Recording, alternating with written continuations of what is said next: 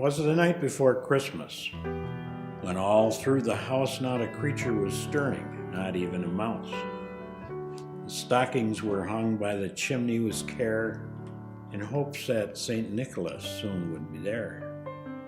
The children were nestled all snug in their beds, while visions of sugar plums danced in their heads, and Mama in her kerchief and I in my cap had just settled our brains for a long winter's nap. When out on the lawn there arose such a clatter, I sprung from my bed to see what was the matter.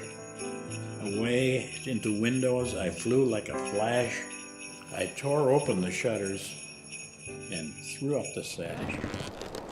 The moon on the breast of the new-fallen snow gave the luster of midday to objects below, when what to my wondering eyes should appear but a miniature sleigh and 8 tiny reindeer, with a little old driver, so lively and quick, I knew in a moment it must be St. Nick. More rapid than eagles his coursers they came, and he whistled and shouted and called my name. Now Dasher, now Dancer, now Prancer and Vixen, on Comet, on Cupid, on Donder and Blitzen, to the top of the porch, to the top of the wall, now dash away, dash away, dash away all.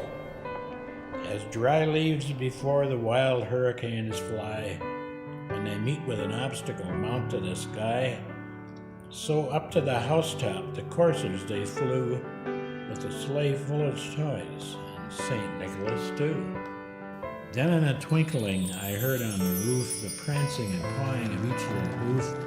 As I drew in my head and was turning around, down the chimney St. Nicholas came with a bow. He was dressed in all fur from his head to his foot, and his clothes were all tarnished with ashes and soot. A bundle of toys was flung on his back, and he looked like a peddler just opening his pack. His eyes, how they twinkled, his dimples, how merry. His cheeks were like roses, his nose like a cherry, his droll little mouth was drawn up like a bow, and the beard of his chin was as white as the snow. The stump of a pipe he held tight in his teeth, and the smoke encircled his head like a wreath. He had a broad face and a little round belly that shook when he laughed like a bowl full of jelly. He was chubby and plump, a right jolly old elf, and I laughed when I saw him in spite of myself. A wink of his eye and a twist of his head soon gave me to know I had nothing to dread. He spoke not a word, but went straight to his work, and filled all the stockings, then turned with a jerk, and laying his finger aside of his nose, and giving a nod up the chimney he rose. He sprung to his sleigh, to his team gave a whistle, and away they all flew like the down of a thistle.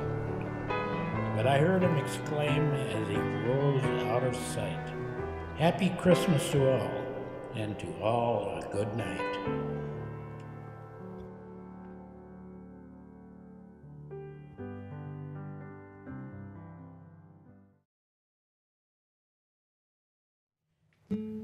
This is an account of the visit from St. Nicholas, and it was a story published in 1823, almost 200 years ago. Now, I'm your Grandpa Jack, and I'm almost 200 years old myself. Actually, I'm the last of my generation, and I wish I could talk to any one of you in person, because I know you're great people. I know you're useful citizens, and I know you're kind and well-meaning people. It is almost Christmas in 2016. I can't even imagine who will be reading this in another 50 years. But it's fun to to think about it. And I'm very proud to have been able to talk to you all. Merry Christmas.